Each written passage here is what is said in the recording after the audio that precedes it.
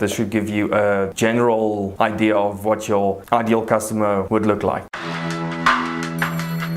Okay, so today I'm going to touch a little bit on the target persona and the empathy map. A target persona would be a representation of your ideal customer. So you would gather information of what you already know and create this ideal customer. And you will use information like name, demographics, age, job, income, their needs, their barriers, hobbies, and goals. Other thing that you have to think about would be the empathy map. And this would be, what would your customers be thinking about, seeing, doing, and feeling. With the target persona and empathy map, this should give you a general idea of what your ideal customer would look like. And as data comes in, adjust the target persona and the empathy map to sort of shape your target persona more and more. If you want some more information on the topics that I discussed in this video, just check out the link below.